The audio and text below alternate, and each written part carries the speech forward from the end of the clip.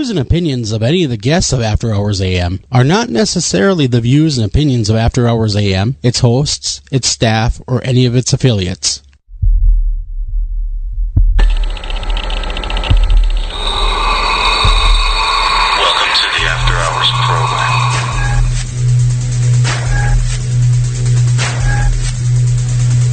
Are you ready? It's alive! It's alive! It's alive! Now broadcasting live from the After Hours AM studio, Joel Sturgis and Eric Olson.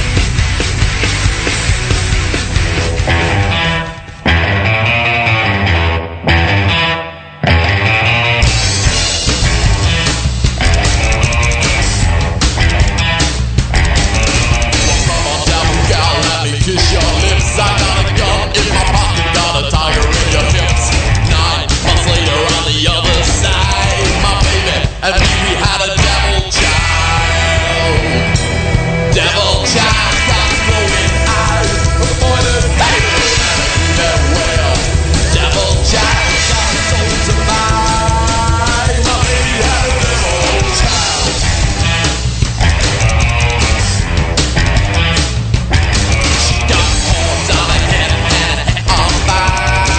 See the night, breeder wish your desire. A dead child of guns, blood, a favorite drink.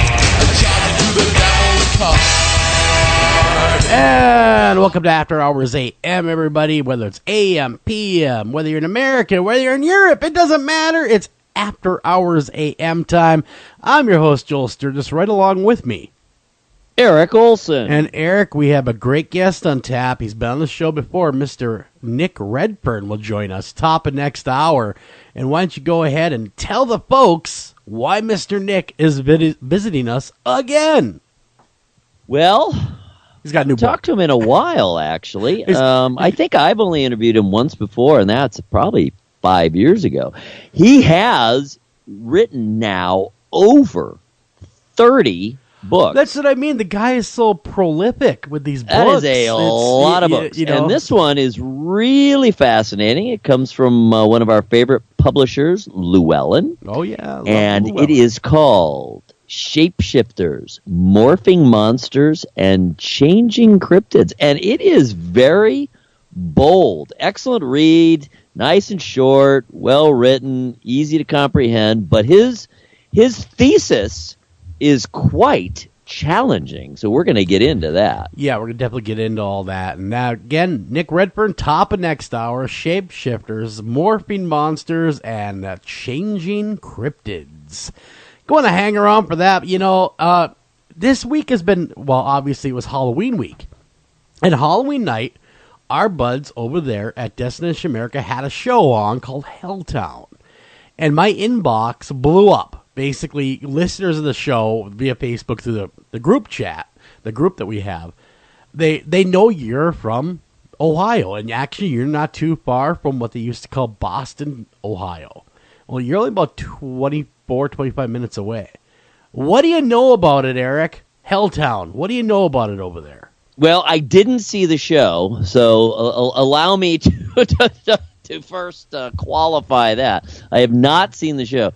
Talk about running around on Halloween. Holy cats, man. We had the 3 babies, and we had the 2 adults who had never trick-or-treated from Finland who dressed up and were out trick-or-treating with us. It was hilarious because they're, like 30. And, and so, I mean, it was madness. Now, what do I know about it? Yeah, I know that I think we're talking about Boston Heights, right? Yeah, we are talking about, let me just make sure. Let me go to Wikipedia to make sure I think it's Boston Heights. It's kind of in the valley. There's a valley. It's the Cuyahoga Valley. Yeah. And various kind of smallish towns run together there. Well, let me give you just a really quick, just to get you up to speed, is Boston Village was founded in 1806. And apparently flourished until 1974 when a bill was signed by Gerald Ford, then president, that allowed the National Park Service to create national parks in the country. On December 27th, 1974, the National Park Service bought several homes with the intent of demolish them. Sorry, folks, still have the creeping crud, by the way. The homes were boarded up and listed as property of the government, some standing for years before being demolished. Rumors began to surface that the government was trying to conceal a chemical spill or another natural type disaster or a disaster of their own making. Since then, since all this has been going on and people still trespass in parts of the area that are very sensitive in the area that they call Helltown, better known, I guess, or leastly known as Boston Village. They claim to see Wendigos. They claim that government is conducting experiments, but the official government stance is a chemical spill happened, and they cleaned it up, and they made it in a national park. But people claim that there's ghosts there, there's cryptids there, UFO sightings are there, and last but not least, a massive underground military bunker.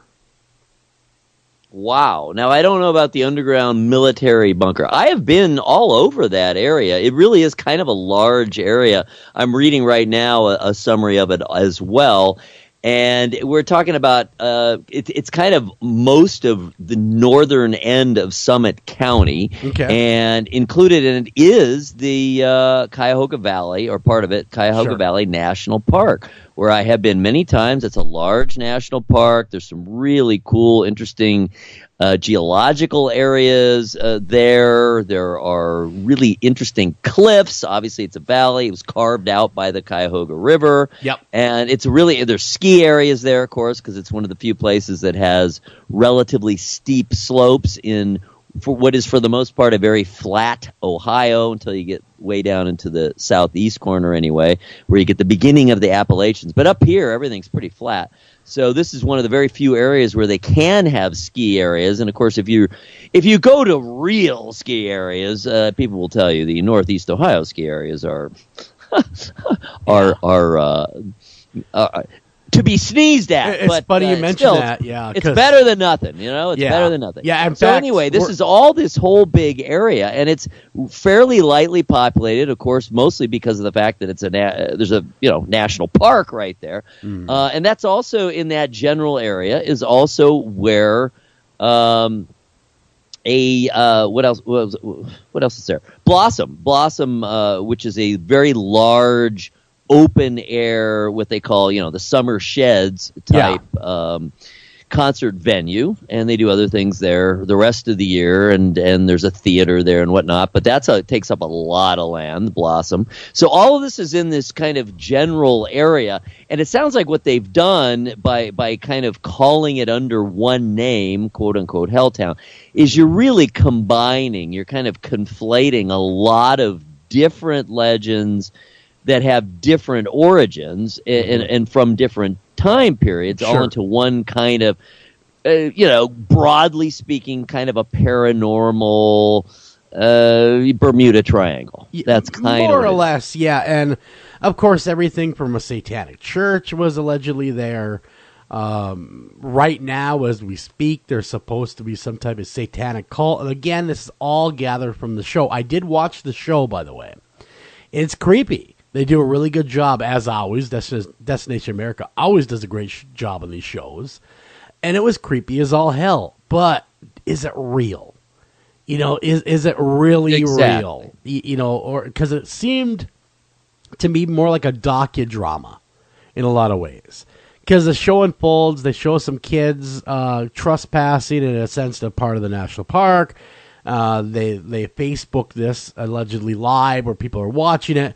And one of the goers of this little party they're having gets attacked by what can only be assumed as a Wendigo in the park. It had deer antlers. A shapeshifter. A shapeshifter. See, this is how this ties all into Mr. Nick Redfern when he comes on. So they are attacked, of course, by, on camera, now they claim to have film of this Wendigo. So, okay, now we go back in time. They sent the army into Helltown, or Boston, Ohio at that time, to conduct both surveys and, of course, document what is there for structural reasons, things like that. The Army allegedly got in a massive firefight with this Wendigo and lost. Wow. They had an individual on there that from the Army. He was part of the. When did that happen? This is 1975. This allegedly happened. Goodness. Wow. And he was a sound guy for, I guess it was a camera crew that's they're all military personnel, but they were the kind that would go in and document battles and you know what I'm talking about. And they were in there in this Helltown area, and they too were drawn into a large skirmish with what can only be described as a Wendigo. And there's also cult people there. So it was, and the questions I got in the old inbox from the Facebook from our listeners that are always checking this stuff out is, hey, Eric, man, it's 23 miles from Cleveland, and they made me aware of that, going, hey, it's only 23 miles from Erica's. Tell them to get in the car and go down there. Tell us what's down there. I have been there. I'm reading, actually, this is a really interesting, this is under the ghostsofohio.org that I'm checking this out. And what they do, who is this, by the way? It sounds very familiar. Well, we'll get into that in a bit. Who wrote that? I don't know. They don't identify themselves. Anyway, it's the ghostsofohio.org, covering Columbus, Cincinnati, and Cleveland, the 3 Cs, naturally. Yep. And they run through a number of these legends, and they actually physically went there and did the research. And like I say, I've been in that area many times. I go skiing there. We go hiking in the national park. We've been to concerts. There's a little concert venue right there on the grounds, kind of right by the parking lot of the national park. And there's bike riding. There's all kinds of cool stuff. Like I say, it's a very nice area. It's a very recreational area. There's plenty to do there. It's not heavily populated. So I have been. I'm reading through these various, legends, and then the research that these guys did, and I'm recognizing a lot of these places that they talk about. But as I run through each one of these, I haven't come to one yet that they have not debunked. Really interesting, because of course everyone they go no, really a big no on that one. For example, a government cover up of deadly chemical spill. Yep, that was what they claimed the government put out there as a smokescreen to give them a reason to take away this town. Interesting. Records show that there was never a chemical spill of any type in the area. Well, there it is. That's done for.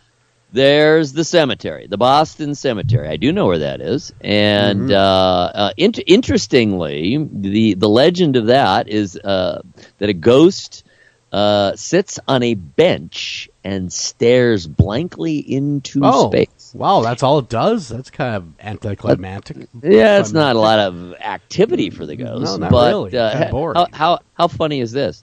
There's no bench at the Boston Cemetery. So how could a ghost sit there? Now, maybe they mean something besides a bench. But, maybe. Who knows? Another legend. The trees in the cemetery move. Well, sure, trees move unless you're talking about their roots. Yeah, we're not talking like Lord of the Rings kind of moving here. We're talking about when the wind blows, the trees will indeed move. Right. And the big claim is, naturally, there's a satanic cult. Yes. And the satanic cult moves the trees in order to protect its own secrets. Man, that's a lot of work to That's move a boatload of work. I've seen them pick when they're trying to save the tree and not kill it. Yeah. I've seen how much effort is involved in moving a living tree. Well, you got the whole root system. Yeah, exactly. You got to dig down all the way around a large circumference around the tree because, you want the roots. Exactly. So it's a huge effort moving all kinds of earth as well as the tree itself. So, yeah, that would be tough. So do they say in this article you're reading about the Wendigo? That's another big one. That they claim in this documentary. Again, there's nothing wrong with the documentary. It's very interesting, very compelling. I'm going to have to watch it. But is it real? And because they bill it as real. I'm looking. So far I haven't come across a Wendigo. And it's fairly prominent in the documentary, the Wendigo. So, maybe they're saving it. Maybe they are. Maybe they're trying to build the suspense of Helltown. All right, I'm just going to search real quick here. Do that. Do that. But, America... In the article, I'm going to see if it's in here. But America is dotted with No, ghost towns. It's not. Ghost towns are everywhere in America if you look, especially out west. During the mining boom of the gold days. They're everywhere. Right, exactly. And they took over Boston, Ohio. It's creepy. It's weird. You had a lot of abandoned homes. They weren't torn down as quickly as they should have been. That's always going to generate all kinds of legends. Yeah, but the government and speed they do not make good partners. Exactly. So let's see the Wendigo aspect. Yeah. All right, so here's another thing. This was on the Bloomhouse site. They became kind of a paranormal news site a year or two ago. And here they're covering it. What do they say about the good? My friend Elise Wax wrote this. Interesting. In 2016. Sure. Yeah, it's basically, like I said, it's Boston Mills, which is kind of a overarching term for a few different municipalities and or unincorporated areas. Gotcha. And she's basically kind of repeating some of the same stuff here, but I'm trying to find the Wendigo aspect. Yeah, that's one thing I could not find at all was how does the Wendigo come into this? Because I couldn't find any reports of this Wendigo from anyone other than the documentary, of course. And I saw nothing in the way of any reports because they claim that many people have been, attacked by this Wendigo. Yep. It must be in here because that's what came up, but it's not coming up in this article either. Interesting. Very interesting. So maybe this is some original work that the show did on its own. Well, maybe. So it was a good show either way. But like I said... Here's one. Here, I finally found one. I go through the first about 10 search returns. No Wendigo. But no Wendigo, okay. Helltown. This is the whole site called Helltown, yeah. Ohio. Okay. The legend. The conspiracy. The cover-up. Okay. I'm ready.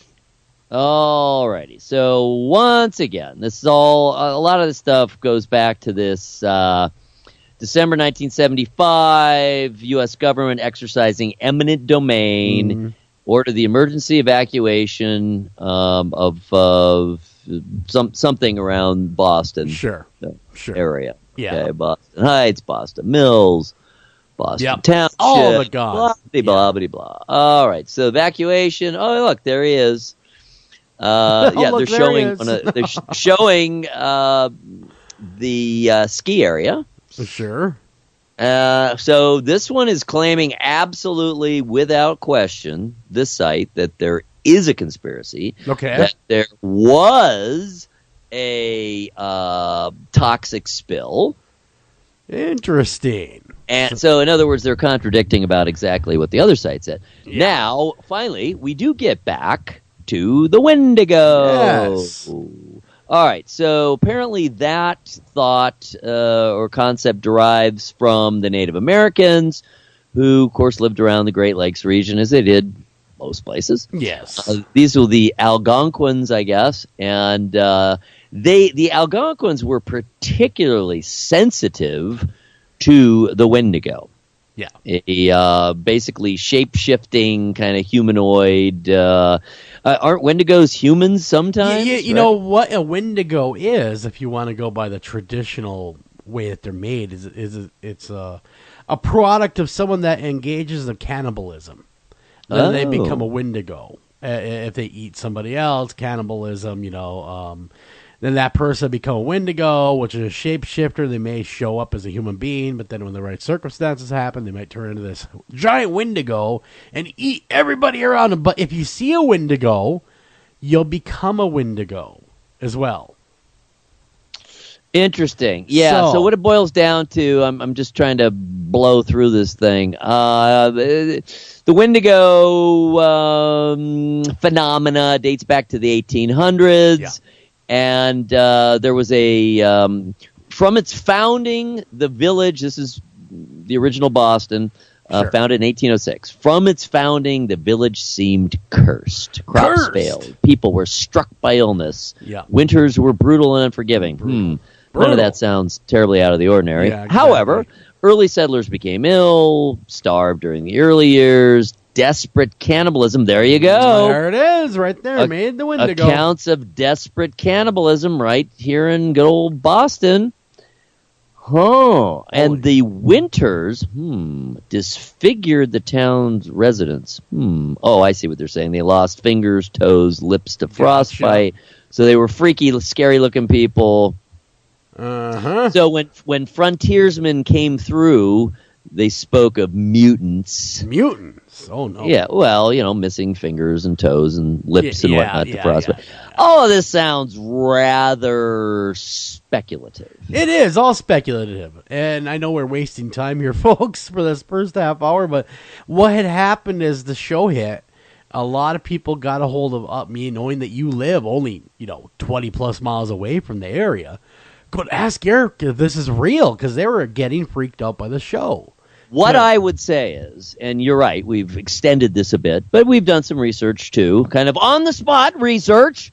Some of the very finest on the go, on the fly. I would say what we're talking about is a kind of broad area. I think my analogy to the Bermuda Triangle is pretty good, where there's various phenomena that are all kind of conflated together and are perceived to be the same phenomena and from the same source.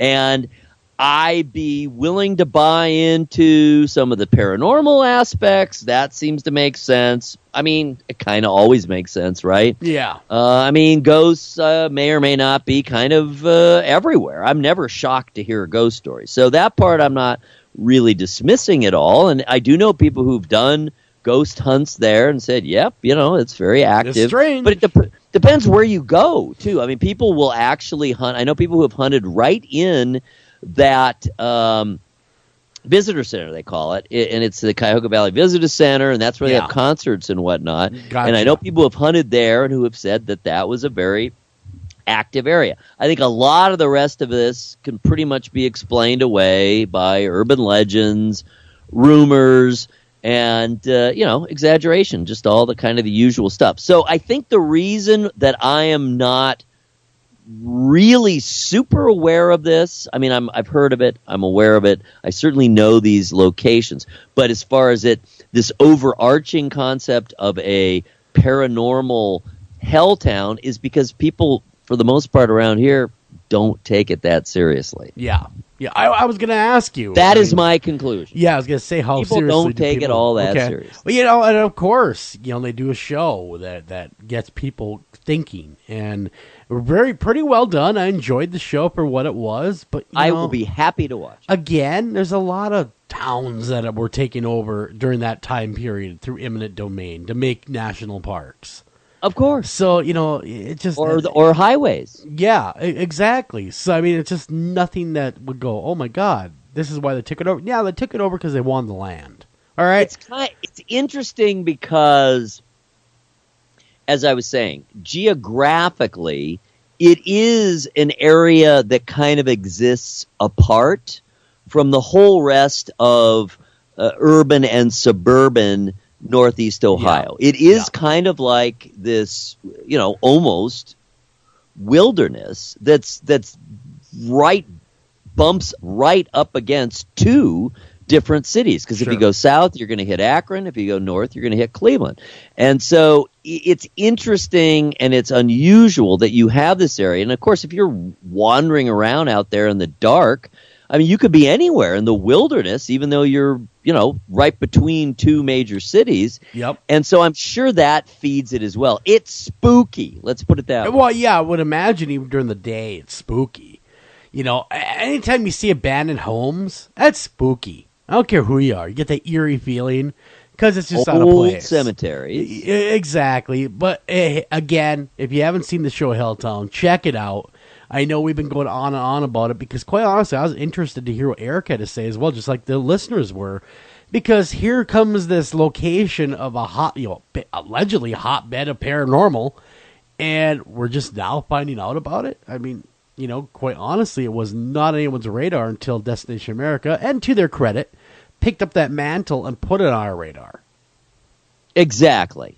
And it's still cool. And look, we love urban legends just as much as we love things that are quote unquote real. And as we've learned, many different episodes and research, there's always a kernel of truth to an urban legend. So, there's something that's been going on at one time or another. Yeah. And again, I have no doubt that there is some form of paranormal activity. All this other stuff and the government conspiracies and, frankly, the Wendigo and all that, I am less convinced of. But I do not doubt for a moment that there's paranormal activity. Now, we might as well do one serious news story here. Now we're done talking about Helltown for the next 4 minutes. Hey, did you see North Korea is blowing themselves up? Blowing themselves up? They did, yeah. A tunnel in North Korea's nuclear test site collapsed after Polygonyangon's sixth atomic test in September possibly killed more than 200 people. Japanese broadcaster TV Asahi said on Tuesday, citing unnamed sources familiar with the situation. They do believe that the largest test in September destabilized the region. The larger blast. Interesting. And it collapsed a major tunnel in It's North like Korea. they fracked themselves. They did. A second collapse happened and occurred as well, causing landslides, and the death toll has exceeded now, according to this article anyway, and this is the New York Post reporting this, by the way, that it's over 200 people now because of what they were doing with all those blasts, trying to test crap. Wow. So, hey, they're blowing themselves up. All we got to do is sit back, get some popcorn, and watch it all go down.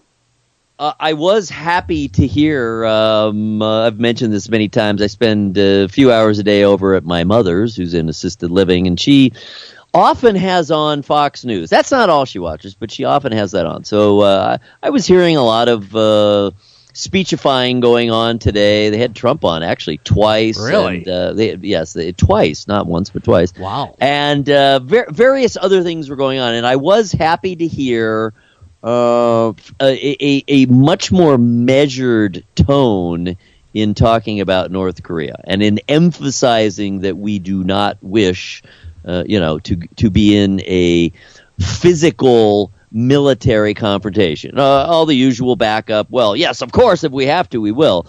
But, seeking another way out and putting a lot of the onus on China, which is where it needs to be. Exactly. Something like 90%. Think about this. 90% of their trade, of North Korea's trade, is with China. Huh. Yeah. One country. Yeah, that would be it. Yeah, because it's such a closed-off country that does not surprise me in the least that's what's going on. But still, one country. And let me get rid of this audio here because we got a breaking story right now about Kevin Spacey, actually. Did you read this? Oh, yeah, about it's awful. Kevin Spacey checking into a rehab clinic. Evidently, he had an inappropriate many years ago, inappropriate relationship with a 14-year-old. And they also cited that Kevin Spacey made House of Cards set a toxic work environment. And not only that, but also, remember, of course, he was the, artistic director of the Old Vic over in England. Remember that? Same thing there. They have literally set up a hotline, an anonymous hotline, that those who were abused by Kevin Spacey. Can call in. And apparently, man, there's a lot of people calling in. Who knew Kevin Spacey was such a creep? It's looking really grim, but it's and it doesn't even matter whether it's men or women as far as the object, or yes, the object of this behavior. What you see how it happens. Mm-hmm. It starts relatively early, if they're allowed to get away with it, right? Because that report on the 14-year-old, he was the one in Rent, right? Yes, the kid who was starring in Rent. Okay, so Kevin Spacey was only in his late 20s at the time. Yeah, and he was doing a different play. This was on Broadway. And so if he got away with it or felt he could get away with it, that early on in his career and his life, then it just snowballs. It's just like Weinstein, right? Yeah, exactly. Well, look at Dustin Hoffman as well. I mean, the name's coming up. It's unreal. Now, Dustin many Hoffman and has various been put into the crosshairs now that he allegedly had, was not so nice to women, doing naughty things back in it's a power 70s? thing. It's got to be, and people think they can get away with it, and it's some sort of ego. Right. It's got to be ego related. It can't even really be specifically sexual. I don't think. I think it's got to be ego, power. Yeah, I can get away with it. Yeah, exactly. I can be a creep. Yeah, but since the whole Weinstein thing broke, look at the list of names of people that are being implicated in with these various scandals. It is really amazing. It's a huge number, and I think it's just the dam has just burst. We are going to see name after name after name after name. I agree. I think the time has come. I agree. I do not see. We can't. The genie is out of the bottle. All right. And by the way, I know we got to blast off to the bottom of the hour. I followed up on it. It's the Happy Days Visitor Center. That's what I was talking about at Cuyahoga Valley National Park. And there's an old cemetery right next to it. Interesting. Very interesting. Again, if you guys want to check it out for yourselves, that's Helltown, Destination America. Very interesting. I think it's more of a docudrama than anything else, but it's very interesting. At least make you think. And that, of course, centers around Boston, Ohio. We got to get out of here. We come back. It's time for your America's Most Haunted Headlines.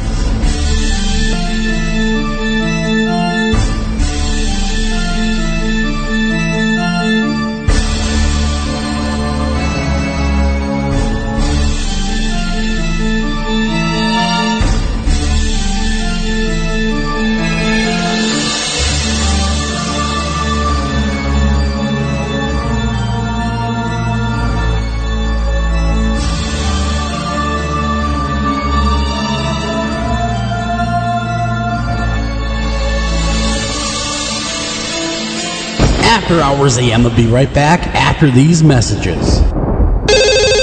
Ranger Station, Ranger speaking. Yeah, hi. I'd like to report a bear sighting. Location. My backyard. Oh, your backyard. Try telling a bear that. I did, and this bear talked back. Talking bear, that's rich. No, wait, it was Smokey Bear. Smokey? Why didn't you say so? I did say so. Continue. I was burning yard waste. Oh, boy. He told me to burn legally and responsibly, and to remember that if it's too hot to touch, it's too hot to leave. And as always, he's right. 9 out of 10 wildfires are caused by humans. That means 9 out of 10 wildfires can be prevented. Yeah, I know that now. Thanks to me. Actually, thanks to Smokey. As usual, the talking bear gets all the credit.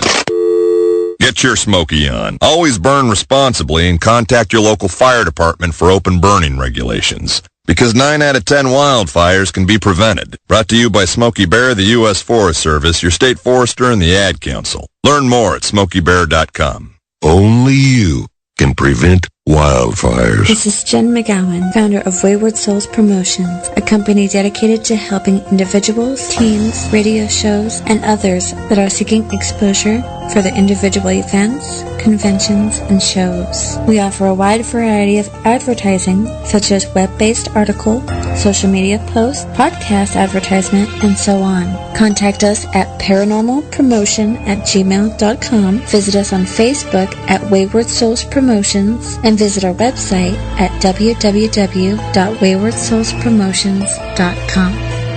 Welcome back to After Hours AM.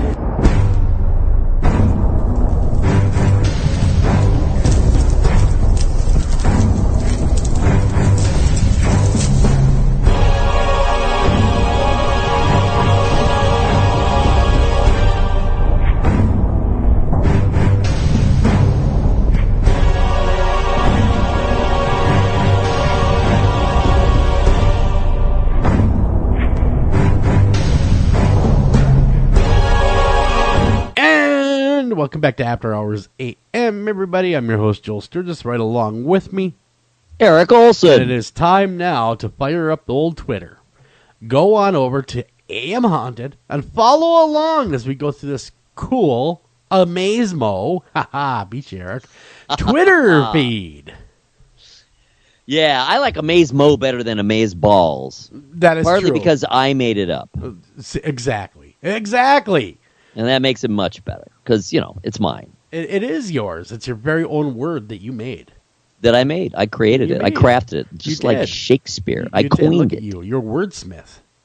I am. All right, my friends, go to twitter.com/AM Haunted. It is the America's Most Haunted Twitter feed for all things paranormal, spooky. It is. And as Joel said, Amazemo. All right. Remember the Kreischer Mansion? Several of the shows have investigated there. I definitely Ghost Adventures. I'm trying to remember who else has been there. It's on Staten Island. So it's very close to New York City, but Staten Island is so removed. It's like its own little world. Yep. Right across the river, from Manhattan. Mm-hmm. And one of the schools that we looked at when I went on that tour back in late July, early August with my daughter and son, we looked at a school called Wagner, just beautiful, up on a hill on Staten Island. And you can see all of lower Manhattan from the school. It's kind of amazing. This view is spectacular. But yeah, you could be on Staten Island and have no idea where you are, that you're within a few miles of Manhattan because it's that isolated. Anyway, there is this rather famous, notorious house called the Kreischer Mansion, and there have been murders, suicides, and it is reported to be very, very haunted. And it is for sale. Oh, you can buy it. Wow. How much they want for it, does it say? Yep, $2 million. $2 million for the Kreischer Mansion. Sorry, guys. Again, I got the cold that's going around. So, Kreischer Mansion, you can own $2 million whole dollars.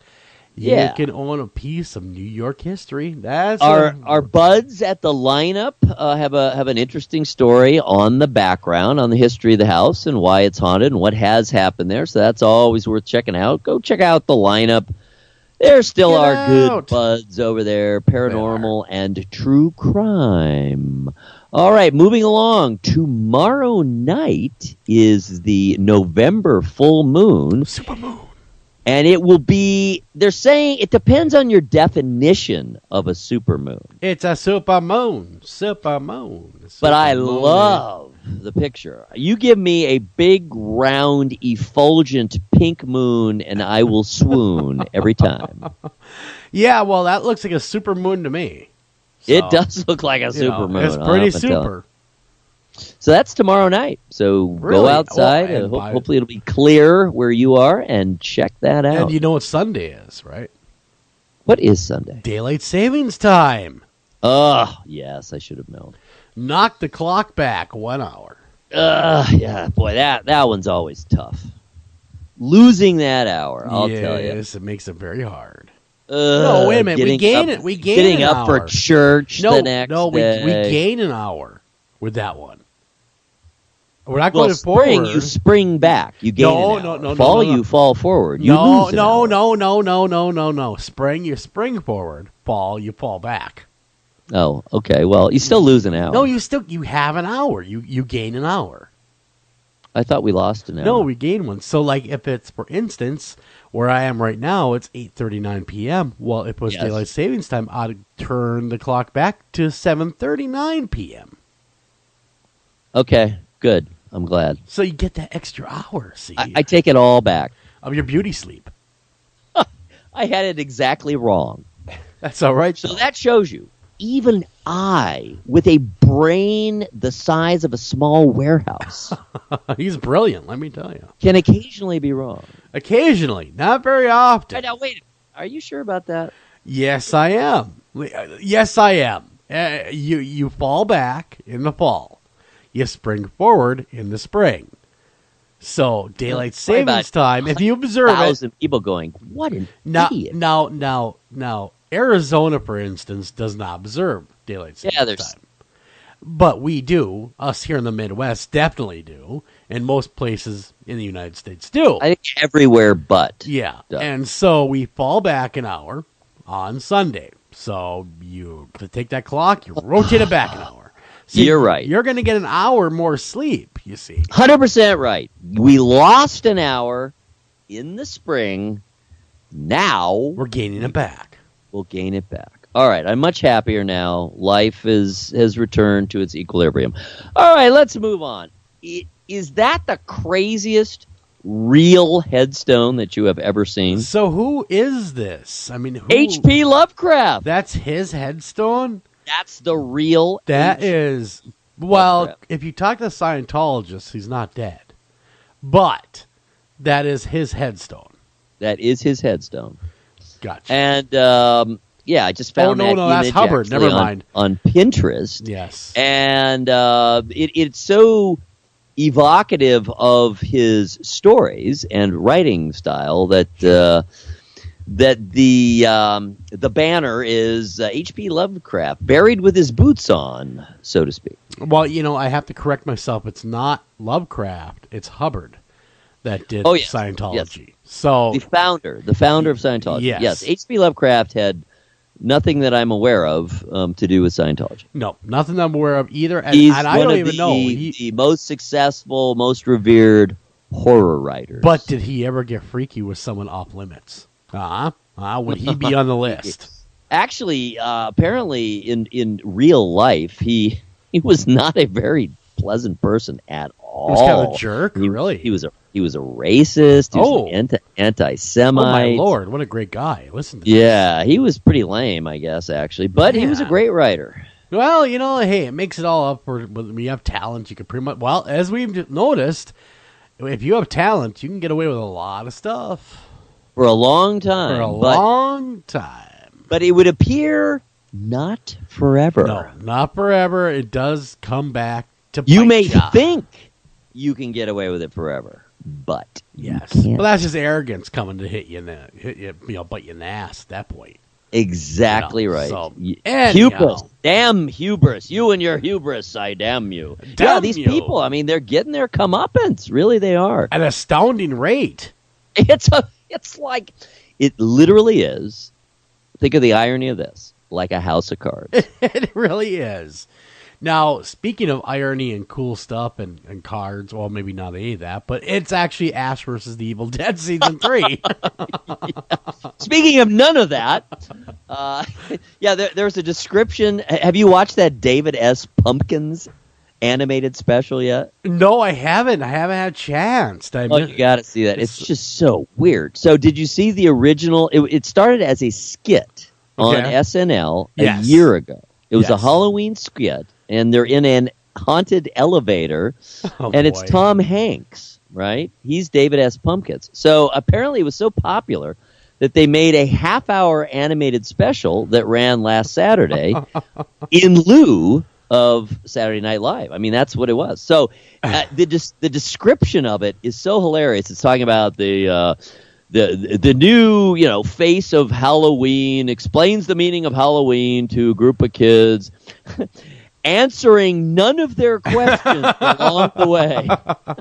We thought that was a really apt and hilarious description. I'm going to take a peek at that. I love that kind of stuff. It's so funny because it's just so odd and random. It's weird. But it's another great Tom Hanks character, I got to tell you. Tom Hanks, hopefully he doesn't join the list. But, yeah, he's a great actor. He is. He's the cat's meow, as far as I'm concerned. Hopefully, he stays off the list. There has never been. He's one of the ones. He's been married to an actress, Rita Wilson, who he met. I remember on the set of Bosom Buddies, Volunteers. Right? Volunteers. One of his early movies, and So I mean, it's really interesting. And they've been married for decades. And he is one of the few you do not hear anything about. No, you never hear anything bad about him. So I'm happy about that. He's one of the few. He's one of the good guys. Everyone says he's a good guy. Anyway, it's hilarious. So back to the David S. Pumpkins. Back to this tweet. There's a brand new teaser promo for season 3 of Ash versus the Evil Dead. Sadly, the series itself will not be arriving until February, so that's still a ways off. I thought for sure they would drop that during Halloween, but no, they chose February. And it'll be on Stars once again. We had a ball interviewing a few of the stars, speaking of which, of the show last year. We're going to have to get them back on. We really are. We got to try to get Bruce, too. Exactly. Yeah, that's the only one we missed was Bruce. We got to get Bruce Campbell this time around. Well, there's no excuses this time. We're going to pursue him vigorously. Vigorously and a lot. And a lot, too. All right, now, without looking, so no cheating here. Okay. Give me the name, and I don't really expect you to have the name of it, but tell me, if you don't know the name, give me a guess on when the first book about vampires, which used the word and kind of laid out the classical description of vampire behavior. I will tell you here and now, it was not Bram Stoker's Dracula, which came out, right about 1900. Yeah. So guess when it was, and I don't expect you to know. Well, yeah, I'm not even looking here, obviously. I actually minimized the window so I cannot cheat. I do know one of the first writings happened in Sylvania, or the Czechoslovakia area, that area, and it would have happened in, I'm going to go 1700s. Oh, my God. Well, first of all, you're right. It is Slovenia. Okay, really? And yes, very good. Wow. And the author was a Slovenian nobleman. Really? I did not know that. Absolutely. And the name of the book was Glory of the Duchy of Carniola. I assume something to do with the Duchy of Carniola was the vampire. Something to do with that. Guess what year? You were close. 1689. Oh, I was not the first far vampire away. book. So that's probably where Bram Stoker got some of his inspiration from. He did, and some of the details of alleged vampire behavior. And I have to be honest. I saw something recently on the History Channel about this, so it wasn't like I'm like this, knowledgeable guy over here. I just happened to catch something about that on History. Well, you did a good job remembering it. Well, I am a useful fountain of knowledge, man. You are just useful, just useless rather, useless fountain of knowledge. All right, so moving on, you've seen the pictures of, often illustrating the maps of the time, the Middle Ages, where they have all the monsters, the alleged monsters, all kinds of freaks of nature, weird-looking things. I have. And interestingly, there is a group of serious scholars right now who study the monsters of the Middle Ages as if they were real. Well, why? Look at that acronym. That's one of the longest acronyms in the history of the world. MEARCSTAPA. I'm guessing. Wow. Man. Stappa or something like that. My gosh.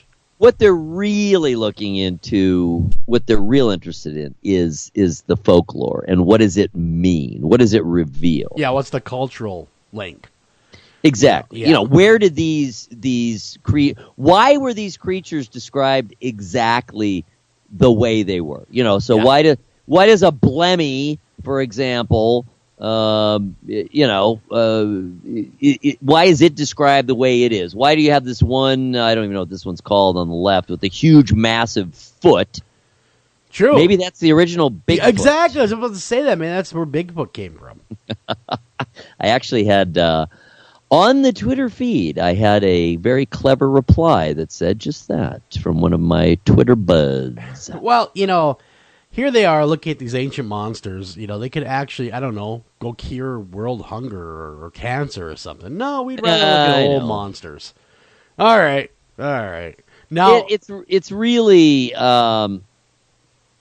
it's trying to get a deep sense of human culture, kind of approaching it from the side. I hear you. It's oblique. They can't even understand our culture right now, let alone then. Exactly. But remember, culture then eventually turned into culture now. Yes, and look how well we've done. Oh my, yes. Anyway, a blemmy, just I don't want to leave you hanging. It's a headless person who lives in the Red Sea. Oh, well, I'm a much richer person for knowing that now. And for the scholars of the time, in other words, from the Middle Ages, the big concern, there were two big questions about blemmies. Can they be converted to Christianity? And if they were, would they grow heads? Wow. That was what they're worried about, is can they be converted, and yes, can they grow heads? That'd be great if they could. So anyway, interesting story. That's in good old Atlas Obscura. Very, very cool. And I want to jump through one really quick just to bring this up because I know we only have 10 minutes left. Stranger Things 2, man. Have you watched it yet? I have seen, 3 episodes. And then our visitors from Finland were kind of killing time. I guess that was yesterday. And they watched 4 through, I think there's 9 total. Yes, maybe. there is. Yep. They watched 4 through 9, and I was sort of averting my eyes and plugging my ears and going, neener, when I walked through the room. But I have to admit, I caught a little bit of bits and pieces. I sat down with a bag of chips, couple sodas, and I binged on every episode in one day. Oh my. So what do you think? It was good. I mean, it was actually really pretty damn good. I liked it a lot. It holds up real well. You know, normally there's that what do they call that, the sophomore slump with a lot of these shows? Yes, right. It did really well. I thought it did really well. Other people said, well, you know, it was kind of short because they were expecting more than 9 episodes. They wanted the full 12-episode run.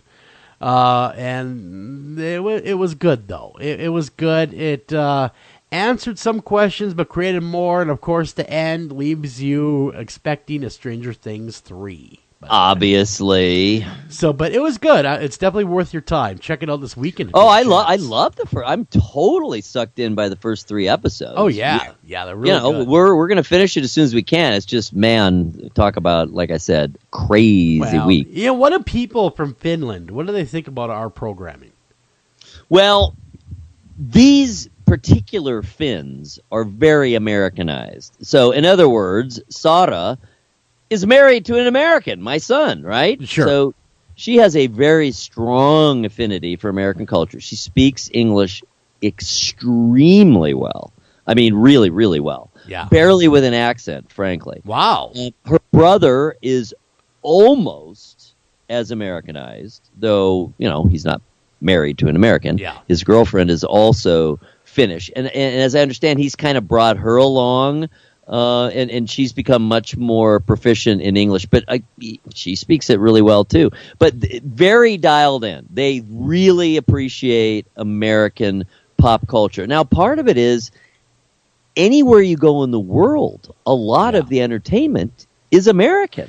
True. Very true. TV and films, right? Yeah, pretty much you're right. I mean, a lot that's out there. Now, you know, it just depends who you are. And part of it is, again, obviously my son is American, even though he's lived overseas for almost 10 years now. But he is an American, so of course he still is primarily an English speaker, so he's going to tend to want to see things in English. And Sara, his wife, she always wants to improve her English. She wants to have a always deeper and better understanding of American culture. So they are not the typical Finns, but I'll tell you, they know the U.S., they know U.S. culture, they know U.S. slang, they know euphemisms. It's really pretty amazing. Man, those are some people who are obsessed with U.S. culture. Let me tell you, they may as well just move over here. Well, I'm not sure they want to do that. Well, but I don't blame them there. Sara would. Sara certainly would.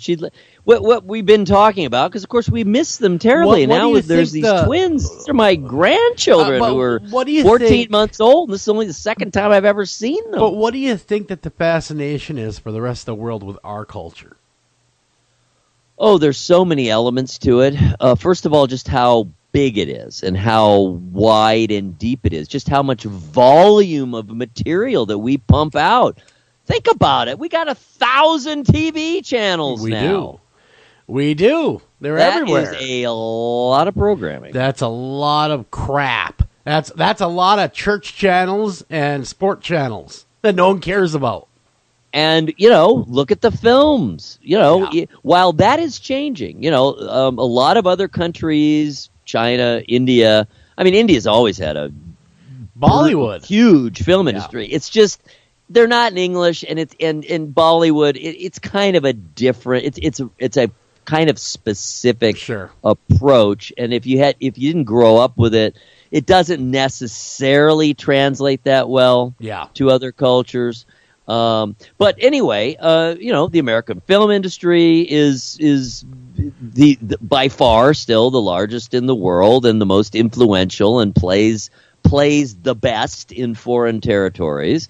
And we're at the point now where the industry has evolved outside of the U.S. to the extent that it's a rare U.S. film that makes more money in the U.S. than it does overseas. No, that's true. Very true. I know I've been in other countries, and they're fascinated by, when I was over in different countries, they all had this persona, like this perception that all the guys should be like John Wayne. Yeah, I mean, because they were the nearest thing that they'd seen for American film. A lot of them was like the old westerns, stuff like that, Dirty Harry movies, stuff like that. And so, of course, there was this preconceived notion that we're all that tough and that cool. Well, we're all not, unfortunately. People are pretty aware of that by now. Yeah, they are. The rest of the world is a lot more sophisticated about the U.S. than it used to be, and the internet. Most people know there's a lot of variety, and the internet's helped with that. Good point. Excellent point. You're absolutely right. The internet globalized all of us at that point. Plus the very pop culture that we're talking about. Exactly. Netflix, I mean, if you are a fan or student, certainly, of American pop culture, then you're going to see an enormously wide range of personalities and behaviors and attitudes in film and TV. Yeah, good point. Good point, but really, it was the advent, in my opinion, of the internet that changed everything, though.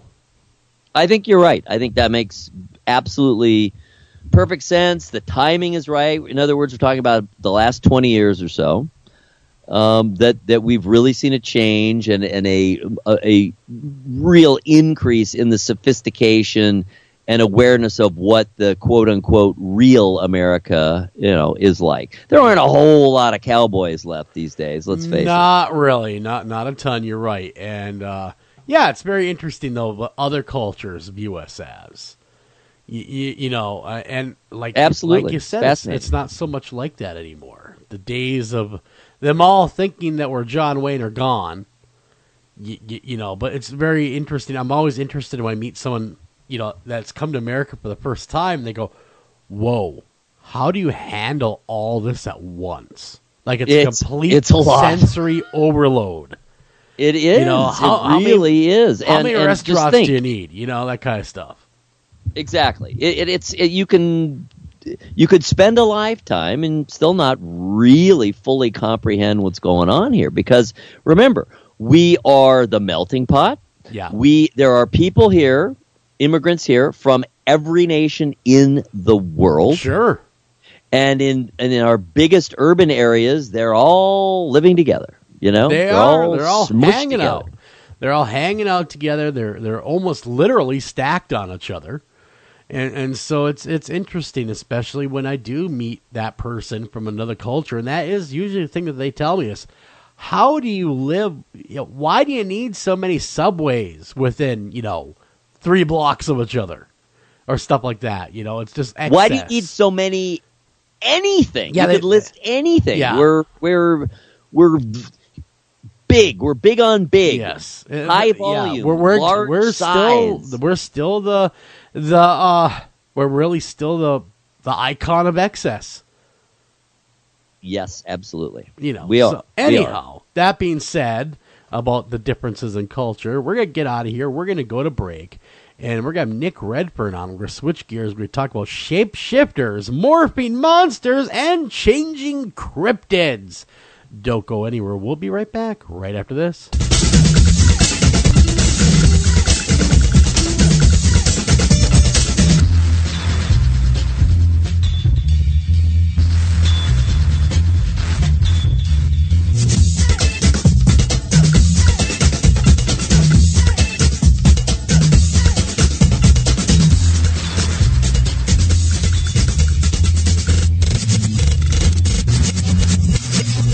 Hey, you listen to After Hours AM, and if you're listening to us via podcast, make sure you like us, follow us, review us, tell your friends about us, tell grandma about us, and keep listening. Taking a family of 5 to the amusement park can cost a small fortune. Oh, yeah. So to save some money, we thought, hey, let's bring the amusement park to us. Yeah. Go ahead. All right, step right up, young man. Are you ready to ride the wacky waterfall?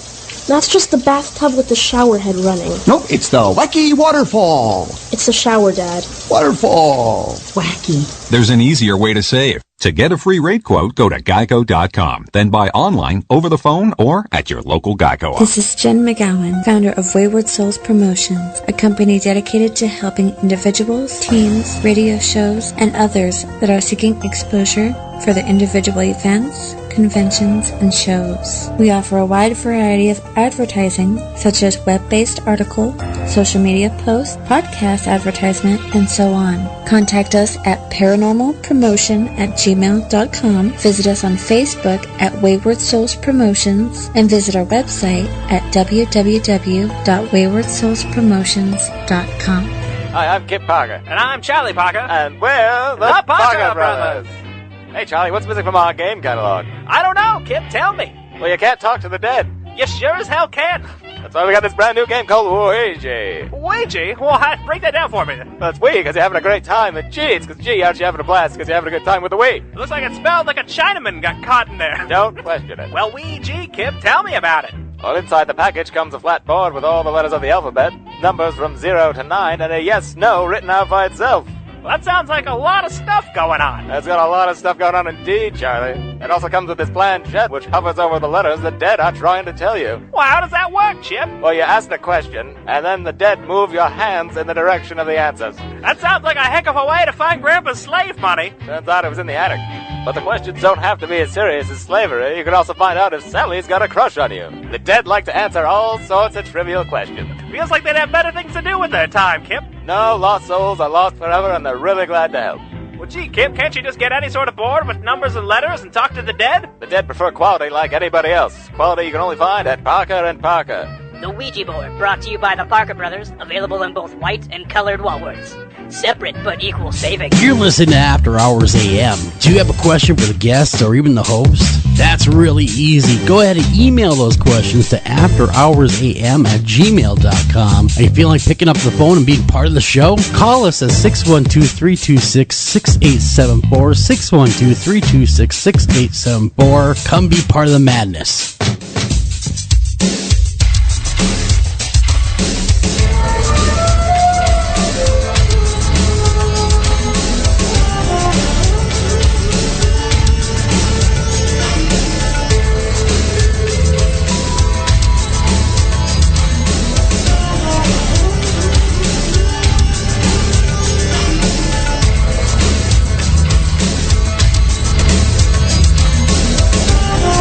And welcome back to After Hours AM, everybody. I'm your host, Joel Sturgis, right along with me, Eric Olson, with the brain the size of a small warehouse that I almost blew up. Yeah, natural gas line running right through it, I tell you. Blew it up. Bad things happen in the old warehouse of the brain of Eric Olson. Now, we got a great guest on tap tonight, Mr. Nick Redfern, but I'm going to let you tell everyone all about Nick, Eric, because you are the best in the business after all. Oh, well, you flatter me, I must say.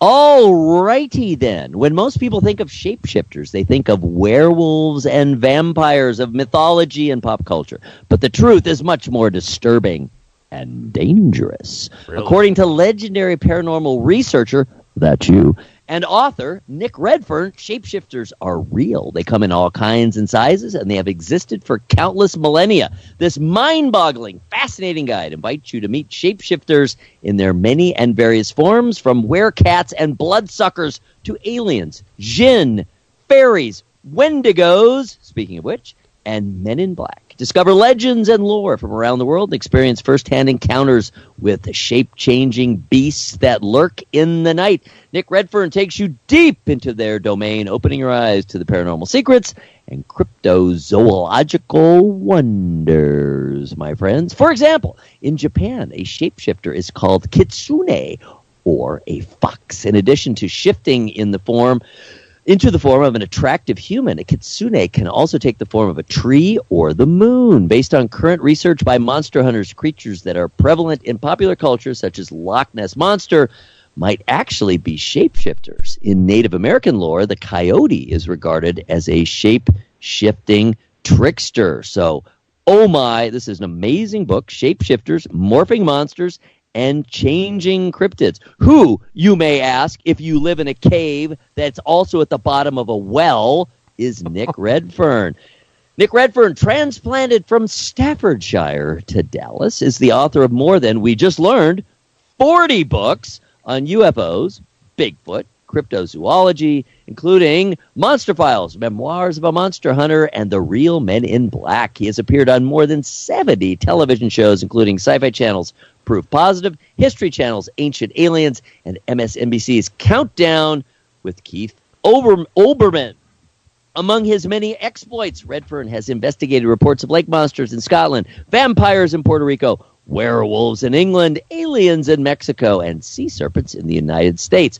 Redfern travels and lectures extensively around the world. Welcome to the program, Nick Redfern. Hey, guys. How's it going? Good. How about you, Nick? Good.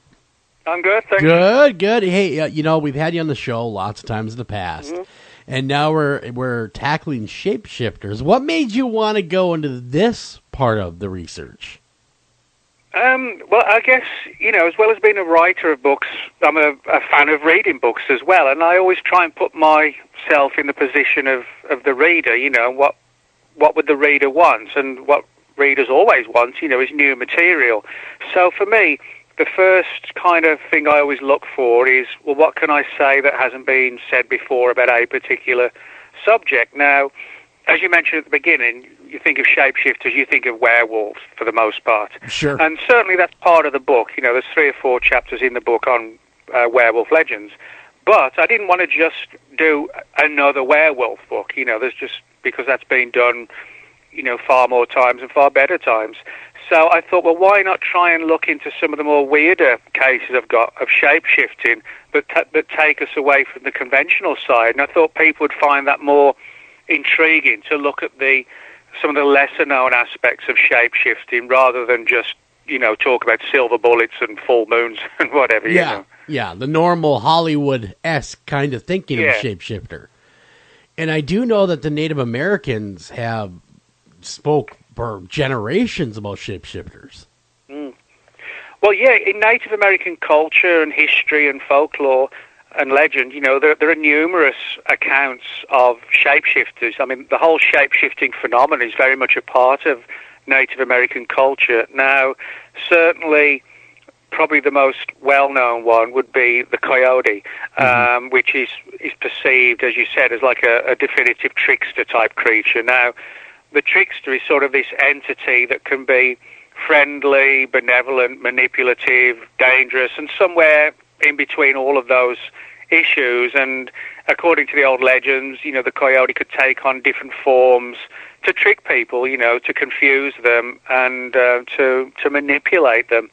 Another example of certainly a more modern-day one, or at least modern-day in terms of people knowing the term, would be the skinwalkers. Yeah. Now, skinwalkers, they really came into the popular culture, if you like, outside of Native American legends in 2003 or 2004, I think it was, when Hunt for the Skinwalker by Colm Kelleher and George Knapp was published, and that was sort of a really good book, a study of the so-called Skinwalker Ranch in Utah, where all of this weird stuff had been going on, including sightings of these massive wolf-like creatures. Now, within Native American culture, there are different angles depending on which different tribe you speak to.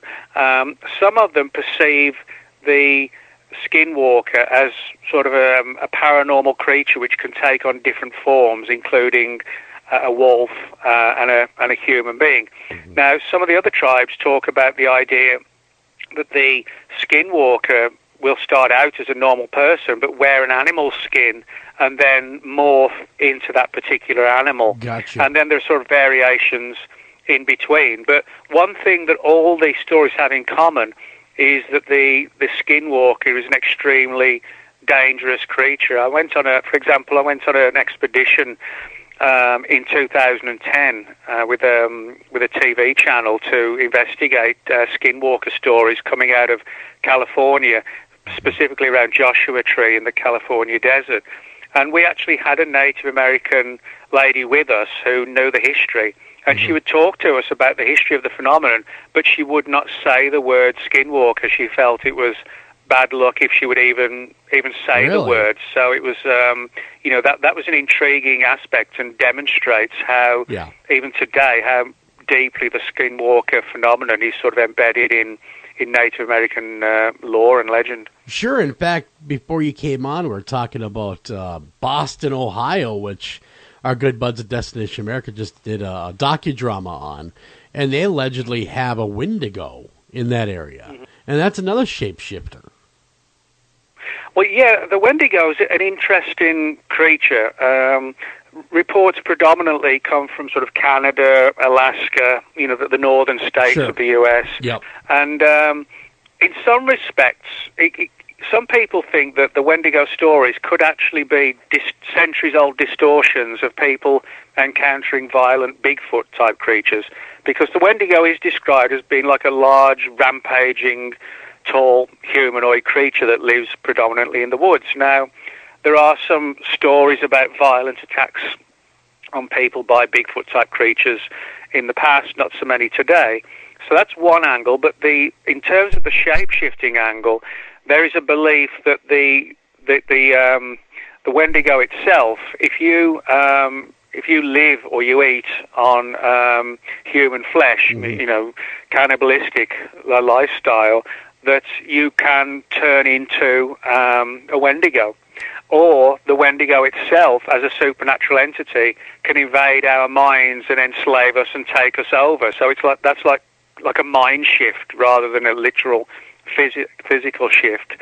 So, in other words, like a lot of these stories, there are variations, but the Wendigo, it can reportedly take on different animal forms and also can mimic the sounds of different animals as well. So you've got like a voice shift as well, as a means to sort of lure people into the woods to think they're dealing with a regular, normal animal when, of no particular danger, but then suddenly they're confronted by this, this weird creature.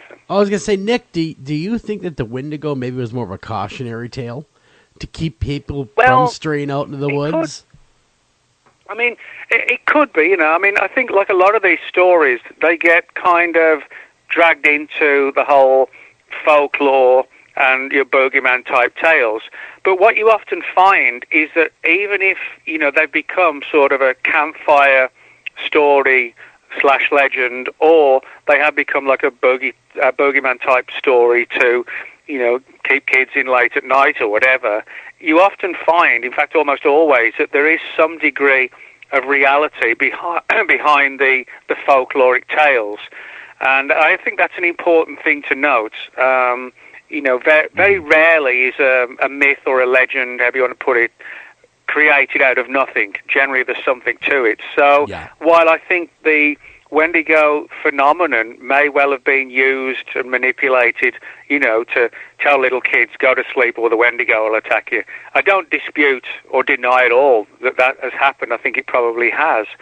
But that doesn't take away the fact that, there are some really credible and really creepy stories of Wendigo as well. So, I think it could fall into both categories, really. I think you're right, because now, of course, if you read the Native American text on the Wendigo, it sounds a whole lot like a Bigfoot, and, aggressive Bigfoot.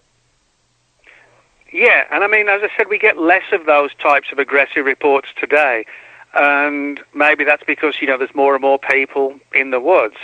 But if you look back, centuries ago, there were a lot of violent reports of what back then were known as wild men, back in the 19th century. Even the President Roosevelt, Theodore Roosevelt, actually wrote in one of his books, Into the Wilderness, about how a hunter had told him of how him and a friend were been stalking this creature in the woods, and explained to the president how they found these weird large tracks which weren't bear tracks. They couldn't figure out what they were. And while the one guy was away from the camp, the other one was killed. His body was sort of like snapped. His back was snapped, his neck was snapped. And it looked like the creature had sort of stamped all over him, jumped all over the body in some sort of weird, dance kind of situation. And as I said, President Roosevelt, Theodore Roosevelt, actually published that in one of his books, and it does sound like a really early, dangerous kind of Bigfoot encounter. A dance of death. Yeah, it's amazing stuff. Just looking at the totality of the book, which is really excellent, by the way, well written, breezy, really easy to read. What really, I don't want to give away kind of your wrap up. I certainly don't want to do that. I don't want to give away the end here, but. We can maybe sort of obliquely get to it by saying, what for you is the essence of shape-shifting? What does it mean? What are the minimum requirements for an entity to be called a shapeshifter? That kind of thing. Well, that's a good question. I mean, it depends largely on the phenomenon. Now, when people, as I said earlier, think of shapeshifters, they think of werewolves, they think of people in movies bursting out of their clothes, growing fangs and hair and then killing a bunch of kids in the woods or whatever, That's the image people have. But shapeshifting can take on multiple different scenarios. For example, some of the things that I talk about in the book seem to be more energy-based life forms rather than flesh and blood. So, in other words, it's impossible to destroy energy, but energy can be manipulated and used. Yeah. So one of the things I talk about is the idea that if some of these supernatural entities are energy-based, then in theory that energy could be manipulated to allow them to take on multiple different guises and forms. Now, there are some cases where people have sworn, they saw a creature, like, for example, physically morph. For example, there are a lot of cases today of what are known as dogmen. Dogman is like a politically correct term for werewolf, but for all intents and purposes, it does mean a werewolf. It's just like a modern-day wording. But I've got a few cases, well, actually more than a few, where people said they saw this large wolf-like animal walking along on all four limbs, and then suddenly it rose up onto its back legs, and they said it, but it wasn't kind of teetering like a bear would, or if you've got a pet dog, you can teach it to walk a little bit on its back legs. Sure. It wasn't like that. It was literally as if the back legs had morphed into like the legs of a person, like a human, and there was no way for the witnesses to explain that beyond saying that it actually did appear as if the limbs altered to allow it to stand on two legs rather than four. So. That's odd, Nick. I mean, how many of these dogman sightings would you say are probably, and this is just as strange to see one of these, but maybe misidentified Bigfoot? Well, I mean, it's hard to say. I mean, a good friend of mine, Linda Godfrey, Linda's written like 6 books now on dogmen, and they're all, each book's filled with new material. What I would say is that I don't think it's impossible that some cases could be mistaken identities of Bigfoot. The only problem I have that is when people see these things up close and personal, Gotcha. and they're absolutely sure that what they saw was a creature that had a long muzzle and pointed ears like a German shepherd, rather than an ape-like face that we think of with Bigfoot. So at a distance, or in the woods or in the fog late at night, yeah, I could see how people might think a Bigfoot was a dogman if it was in the same area. But it's hard to reconcile that, as I said, when they're talking about a 8-inch long muzzle or something like that. That's when it becomes more problematic. So, again, I think that the dogman phenomenon is a definite part of shape-shifting, but there seems to be, again, sort of supernatural overtones with a lot of these dogman stories, which lead me to believe it's not sort of a physical change in the way we understand it. It may be, if these things are supernatural, they can take on multiple forms, which doesn't involve the literal kind of snapping and mutating of bones and muscle, etc. Yeah, not like the American Werewolf in London transformation. with Credence in the background. Yeah, exactly. And, you talk about dogmen, and we get a lot of, reports just being, over here at the station. And one of the more involved ones we recently got was of a hunter in his tree stand just last year he was hunting for white-tailed deer, and he watched a large wolf come and chase some deer away, and he thought, well, there goes my day of hunting. But the wolf stopped its tracks, turned. He, of course, was downwind of it, or upwind, downwind, whichever, where he got smelled, and it stopped, stood up on both legs, and walked his way about 200 yards his way. And when I spoke to the guy, I says, well, you had a high-power rifle in your hands. Why didn't you shoot it? He said, that's the weird thing. There was this thought that came over me of don't shoot. I just couldn't. And he stayed in the stand after that all night until the next morning because he was that frightened of whatever this thing was. Well, there are a lot of stories like that. I mean, these dogmen tales, are getting more and more prolific. And I don't think it's just that more people are reporting them because more people are reporting them, and it's kind of like a cycle. I actually think sightings are increasing. But again, you often find dogman reports where in places which traditionally have paranormal activity attached to them, like bridges, old crossroads, graveyards, cemeteries, stretches of water. What is it with those locations, stone Nick? circles, mounds, that kind of thing. Yeah, but Nick, what is it about those particular places that you just listed that seem to just be a hotbed of paranormal activity? Well, I think sometimes, ancient man would build certain structures on areas that were perceived as having some sort of magical angle to them. So I think some of these areas are what John Keel called window areas or portals. The idea that there could be other realms of existence that coexist with us, but require these portals and doorways to enter into our reality from their own dimensions. So I think some of these places, particularly where, like Wisconsin, you have these ancient mysterious mounds and stone circles in England. We get a lot of these weird creatures around those sites, and I think ancient man knew more about all this than we do. We've forgotten or lost it, because of our reliance on technology. And so I think that many of these cases, if you like, occur in certain places because the places themselves are significant. They're the doorways to and fro from their world to ours and back and forth. Huh. Very interesting. That's fascinating. That really is.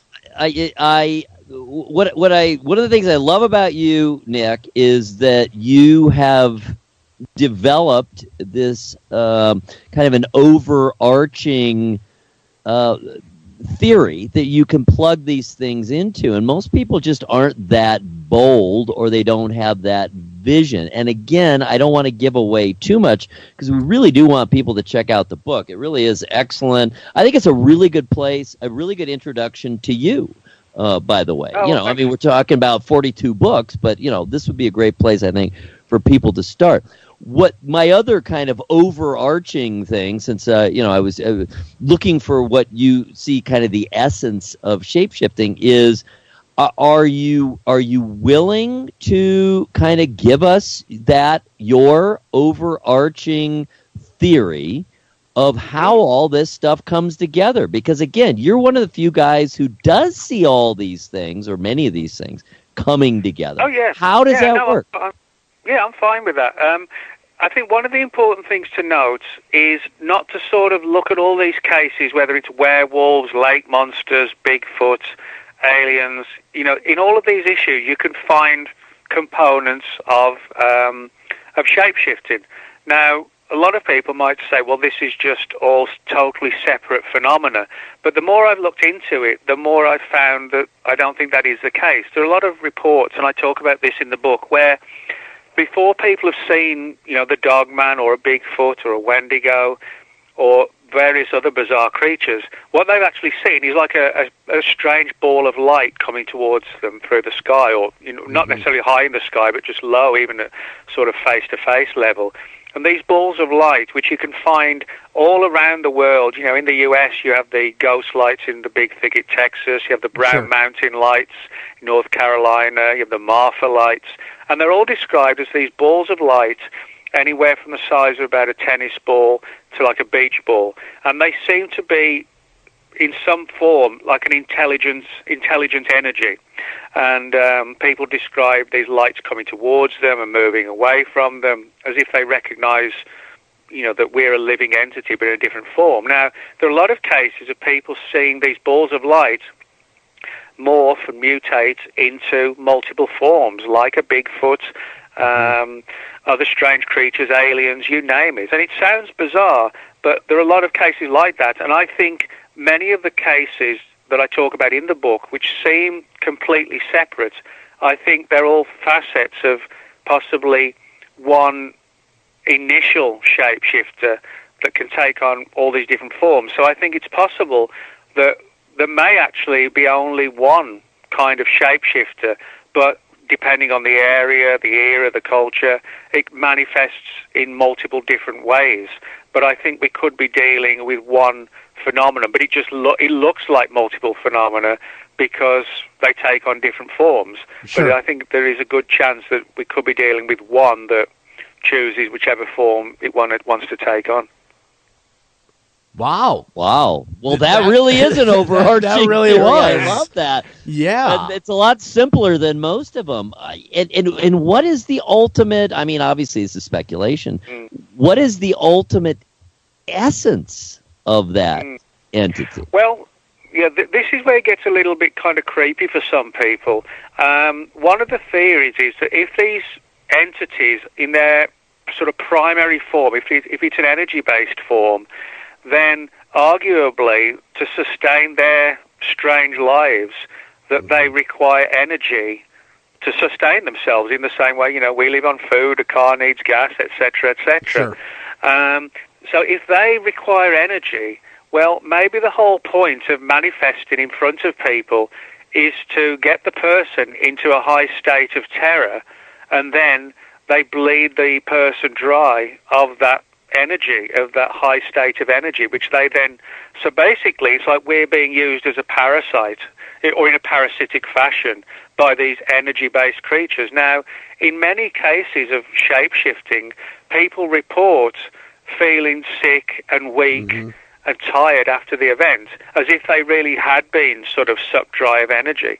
So, if these entities are energy-based, this makes me wonder if the whole point of the encounter, it's not like, it may well not be a random encounter where the person just happens to, be walking through the woods. Sure. It may be a carefully orchestrated thing by the creature, again, to amplify the person's fear levels, energy levels, and then siphon it away from them, and essentially, so it feeds on us, but feeds on us in an extremely weird way.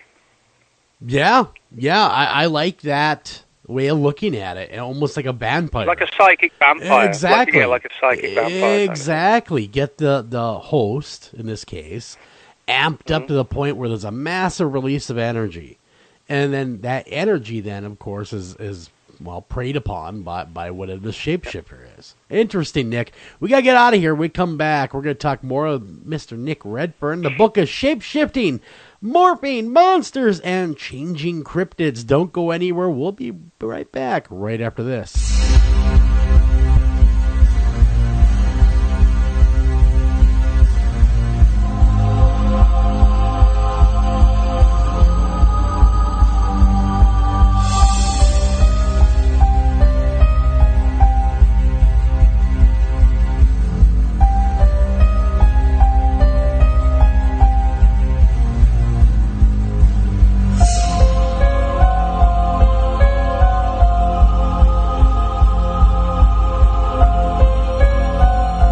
After Hours AM will be right back after these messages. Hi, Tom Bodette. If pop culture is to be believed, roughly 40% of all people are actually vampires, or dating one. Well, undead or not, you can always save on a clean, comfortable room at Motel 6, even if you sleep during the day because direct sunlight turns you into a pile of sparkly coffee grounds. Speaking of which, we have free coffee every morning. You day sleepers may want to go for the decaf. I'm Tom Bodette, and we'll leave the light on for you. Book online at motel6.com. This is Jen McGowan, founder of Wayward Souls Promotions, a company dedicated to helping individuals, teams, radio shows, and others that are seeking exposure for their individual events, conventions, and shows. We offer a wide variety of advertising, such as web-based article, social media posts, podcast advertisement, and so on. Contact us at paranormalpromotion@gmail.com, visit us on Facebook at Wayward Souls Promotions, and visit our website at www.waywardsoulspromotions.com. Welcome back to After Hours AM.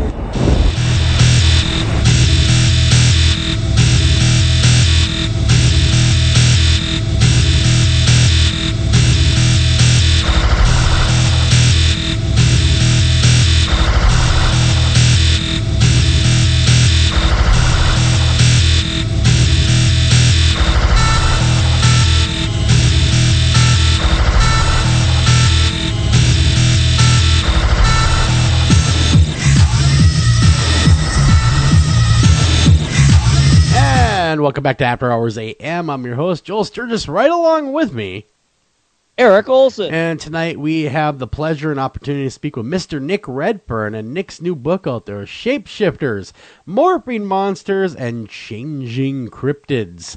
I got a quick question for you because I know it's in the book, and this is we get asked this all the time, and to me it's another fairly new phenomena, and that is the black-eyed children. What the heck is up with all that, Nick? Well, actually, I've got a chapter in the book on the black-eyed children. Now, for people who aren't aware of them, they're called the black-eyed children because they have these solid black eyes. And I don't just mean the center of the eyes is just solid black. I mean the entire eye, even the white of the eye. So they kind of have eyes like the alien greys of ufology. And there are a lot of parallels between the black-eyed children and the Men in Black mystery. For example, both of them typically wear black suits for the MIB and black hoodies for the kids. They've both got very pale skin, don't seem entirely human, and both groups try and find a way into the home. You know, it's like with the old vampire stories. They don't force their way in. They patiently wait to try, and sometimes impatiently, try to be invited in. Now, the black-eyed children, they always try and find a way into the home by saying we're hungry or we're lost or we're homeless, can we come in? Yeah, they use the kid angle. etc. Yeah. But people just get a really weird vibe when they open the door and they see these pale kids who typically keep their head looking down at the ground so that people won't see their eyes too much, but inevitably people do, so they just slam the door in terror. But the story that I have in the book, which is a really weird one, actually came from Point Pleasant, West Virginia, which ironically is home to another sort of iconic, one of the most famous monsters of cryptozoology ever, the Mothman, which sort of haunted Point Pleasant, West Virginia throughout the latter part of 1966 and throughout 67. So that kind of makes it intriguing that of all places possible, this one particular case occurred in Point Pleasant. Now, it was only a few years ago, and I actually met the witness when I was lecturing at the 2014 Mothman Festival, and people come up to you and share stories. And this one particular girl came along, told me how she was actually did shift work, and she got back home late, was just crashing out on the couch watching a bit of TV. And then there was this loud knock on the door, and of course, somebody knocks on your door at 11 o'clock at night, you're going to wonder, it's a little strange. Who's that, Yeah. So she went to the door and looked through the spy hole. She actually at the time wasn't aware of the black-eyed children phenomenon, but just said, there were these creepy kids, very pale, and then they suddenly looked up and she saw these black eyes. And, she was terrified. But suddenly, she said they kind of shimmered, almost in like, when you see a heat haze, you're driving along the road and it's really hot and the road kind of shimmers and look blurry through the heat. It was kind of like that. And she told me, and she came across as just a regular person, but with a really incredible story to tell. But she said, as there was this shimmering, they transformed, or, morphed, shape-shifted, however you want to term it, from the black-eyed children to 2 7 to 8 foot tall bipedal lizards or reptiles. Damn. Kind of like the reptilians, again, of like conspiracy lore and ufology. And she just, she was terrified and just basically ran to the furthest parts of her apartment and just kind of cowered in the corner. But then when she plucked the courage up and went back sometime after, they were gone. And she quickly just packed a bag and left and stayed with her mother for a few days. But as I said, when you speak to people with things like this, you have to be a good judge of character. And she came across as just a regular person, but with an amazing story. And I mean, even telling the story, I could tell that she was still kind of traumatized by bringing it up, even though she wanted to share it. And again, but with this one, the fact that there wasn't like a physical change where, they burst out of their hoodies or whatever. It's nothing like that. Again, it was this sort of weirder shape-shifting where there was almost like an energy shift and there was this rippling in the air and then they took on a different appearance. So I think with cases like this, it may not be a physical transformation. It may be that the energy itself is sort of reconfigured to allow the creature to take on multiple forms because it's in an energy form rather than flesh and blood. Well, would they fall under the category of aliens? I mean, really, where would we put them if we had to, Well, it's difficult to say because I said, there are parallels with the Men in Black. Now, people think of the Men in Black, they think of like Will Smith and Tommy Lee Jones in the movies. But if you read, I would say a good 97-98% of all the reports, most people don't describe anything like government agents. They describe these skinny, pale-faced ghouls, basically. They kind of look like, a cross between zombies and vampires. And people talk about them having these bulging eyes, which they hide behind these wraparound glasses. People talk about being mind-controlled by them to force the person to let them in the house. People have said they felt sick in the presence of the Men in Black, as if they'd been supernaturally infected somehow.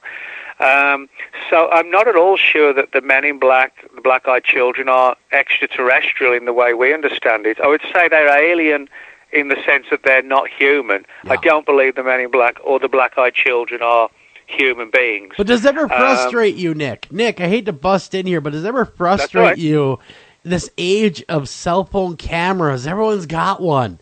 Do you ever just think to yourself, okay, you got a cell phone camera, take a picture of these black-eyed kids? Well, yeah, I mean, that's a good point. I guess, it's kind of like when somebody has a car accident, with these events. It's kind of a similar thing where people's minds are in a blur. I mean, certainly the girl I interviewed, she saw these kids and she was kind of rooted to the spot, and then when they changed, she just ran to the furthest part of the room. I mean, even though I didn't bring it up, I'm sure, getting her iPhone and carefully positioning it and getting a nice picture wasn't really at the forefront of her mind. May not have been the first thing on her mind is, I got to get a selfie. You're right. I think, there are some pictures of particularly the Men in Black pictures taken over the years, and Women in Black, and some of these related phenomena. There are a few Dogman pictures as well. Yeah. But of course, the clearer the picture, people are going to say, "Well, that's got to be a hoax because it's too good." But yeah, we need to be grainy. We need it from a distance and grainy. Is what we really look for. Well, what I keep hearing is the reason all the Bigfoot pictures are so fuzzy is because Bigfoot is fuzzy. Well, there are a lot of weird stuff blurry. about Bigfoot. The dude is blurry. Yeah. I mean, one of the things I talk about in the book is there's a large area of forest in Texas which borders towards Louisiana called the Big Thicket. Gigantic area of forest. Now, there's a road that runs through the Big Thicket. Its actual name is Bragg Road, but the locals call it Ghost Road, and others call it Ghost Light Road, because people report these balls of light flitting through the woods of the Big Thicket. Now, there are a few reports on record, not many, just a few, maybe 5 or 6, but where people have said they saw these large lumbering Bigfoot-type creatures in the woods, and suddenly there was a flash and they transformed into these balls of light that I mentioned earlier. Other people said it was the other way around, where they saw the ball of light and then suddenly it became like a Bigfoot. Again, as if energy was being altered in a really drastic and weird way. But I said that's interesting because that tradition of calling it Ghost Light Road actually goes back to the early 1800s when reports first began to be reported. So, you can actually place Bigfoot itself into the shape-shifting category, as well as all these other things, too. Bigfoot, it's interesting you mentioned that, of seeing it turn into a ball of light, because I've gone on many expeditions looking for Bigfoot. And, you would think that you would see more evidence of them if they truly do exist, as much as people like to, believe us, that tell us that they do. But that would explain why people, when they do see a Bigfoot, it's gone just so rapidly. Yeah. Where I saw it and I turned the corner to get a better shot of it, with the camera, and boom, it's gone. Yeah, that's the problem I have with Bigfoot. I mean, I'm not a Bigfoot skeptic at all. I really do believe the phenomenon is real, and I base that on the witness testimony. There's massive amounts of really credible testimony. But the problem is, Bigfoot is sort of typically, these creatures are like 7 to 8 feet tall. Yeah. Now, we're not talking about sightings of them, in some remote jungle in Africa or South America. We're talking about the United States, and we're talking about sightings sometimes within just a few miles of major cities, and we still cannot catch something the size of almost like a grizzly bear. Yeah.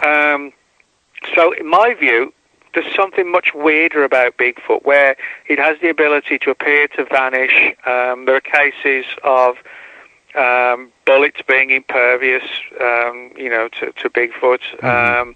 Other cases where people have felt almost if the Bigfoot was sort of mind controlling them not to shoot. A lot of weird stuff like this. Yeah. So I do believe in the Bigfoot phenomenon, but I think Bigfoot is far more than just a North American equivalent of an African gorilla. It's not. There's something much weirder, and I think it involves multi-dimensions. I think it involves shape-shifting, and I think it involves, the whole range of paranormal phenomena that have become associated with these shape-shifters. Now, I'd be as pleased as anybody else if it was proved to be a North American ape. That would be amazing, to uncover a new type of giant ape in the 21st century. But I don't think it's going to happen like that. I think the approach we need to take is to investigate it from a paranormal perspective, not from the perspective of something else. I agree. We hear that more and more, right, Joel? Yeah, we do, and to what Nick was saying, I'm surprised that they truly are just a flesh and blood remnants of the ape population in North America, why none of them have not at least been, at some point, been hit by a car or something bad happening, or there's got to be a one that really kind of forgot where it is or got spooked or ran out of the woods and everyone saw it.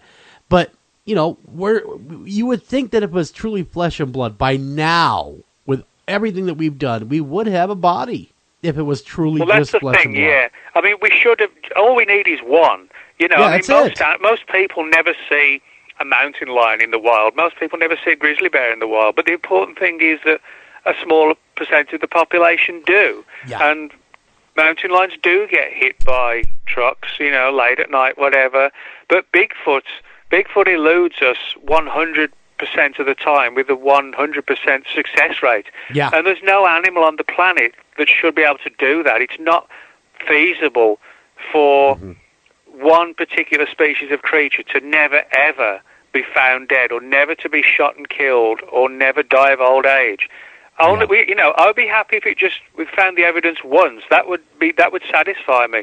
But for us to not even get that evidence on even one occasion, that's kind of pushing plausibility levels way beyond where they should be going. You know? Yeah, I agree. I wholeheartedly agree with you. It makes sense. If on the one hand, like you do, Nick, you buy into that massive weight of personal experience and credible, as far as I know, credible witnesses, and there's certainly a huge number of them. I mean, you just hear about it basically every day. So there's the one hand. On the other hand, no real, least indisputable evidence. There's stuff out there, but nothing the equivalent of a body or a skeleton. So if you put those two together, what does your syllogism come out to? Well, it's got to be something else, because if it's happening all the time, regularly, people are seeing them, they're having encounters, but we're not finding the physical evidence, then, even if it sounds unlikely, there must be some other explanation for what it is, or following maybe Occam's razor. Or maybe, just let me go down this rabbit hole for a minute, maybe Bigfoot shapeshifts into a deer. Or, I've never actually heard of, the creatures turning into the form of a regular animal. But these balls of light, I've heard a lot of stories like that. But also cases where they've just sort of literally winked out of existence. In the blink of an eye, they were there, and then they were gone. Yeah. Now, some people kind of tie that in with a whole infrasound angle. Infrasound is a low-frequency sound that some animals use to communicate. But if infrasound is directed at a person, it can cause a lot of weird feelings and senses, and can disorient you. And so one of the theories is that Bigfoot can target people with infrasound that may kind of scramble our minds and, create images in our mind of the creatures vanishing because our perceptions of reality are changing while we're being hit by this low-frequency I've heard that theory before. Sound. So I think that could come into play as well somewhere. Yeah, I've heard that theory before about the infrasound, that they may be able to use that as some type of defense mechanism, a smoke screen, to get away, if you will. Yeah. I mean, a good example of this, to show how it works, you may have seen this story a couple of months ago in the news, where a lot of the American people working in the American embassy in Cuba were, the theory was they were being targeted by a low-frequency acoustic weapon, which was causing all sorts of problems, to their minds and, short-term memories and, causing dizziness. And that's actually what low-frequency weapons can actually do. Now, as I said, some animals, like giraffes and whales, they communicate with at a very low-frequency level. Maybe Bigfoot can do that as well, and that comes into play, where we are destabilized and we don't realize what's going on. I think that could relate in some way as well. Bigfoot may have sort of skills and powers that are far beyond us. I have another, just to shift topic a bit, because, God, hard to believe. We're down to the final 12 minutes, and we got to make a little phone call at the end and talk to our good pal, John Cushman, so we're really down to 7 minutes.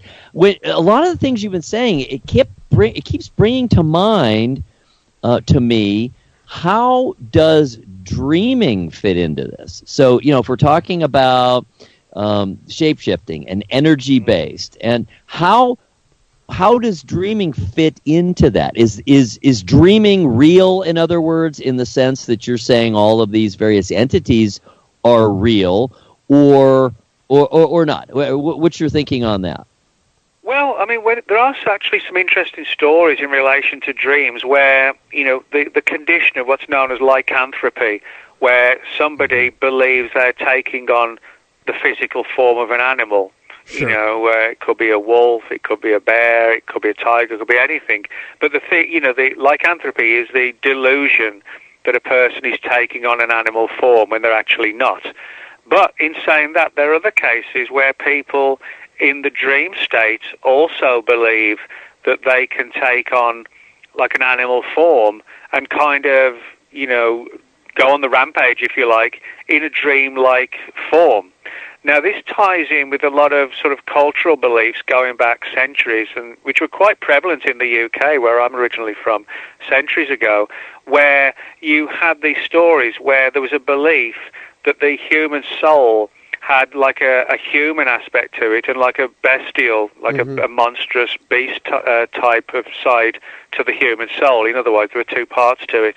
And that the savage, monstrous side could surface in our dream state and could actually exit our dreams into the real world. In other words, the imagination strides out of the mind and it takes on a temporary reality in the real world.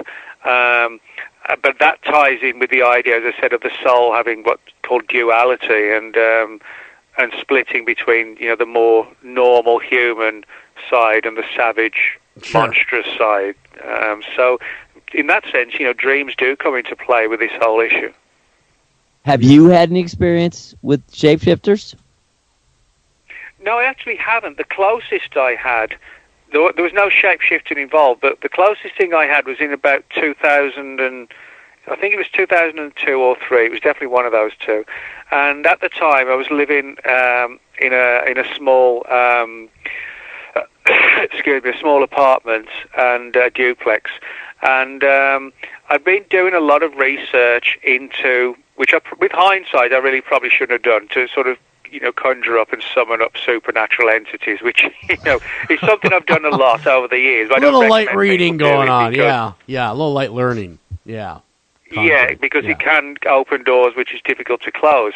And at one point, I did honestly feel that there was like a really sort of dark cloud almost in the apartment, as if I'd opened something up and something negative had come through.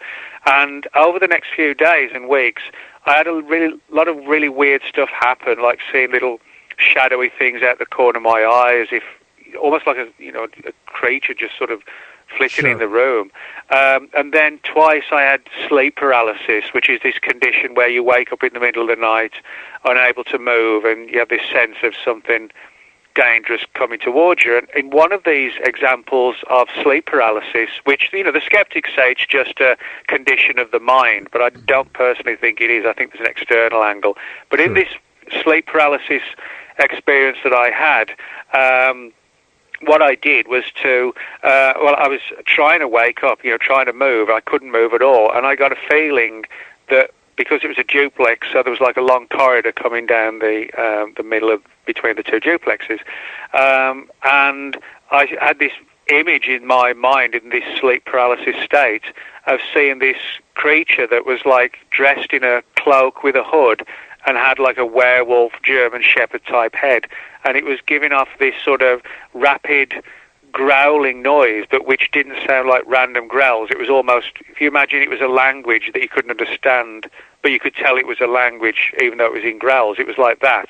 And I had to force myself to wake up, which I did.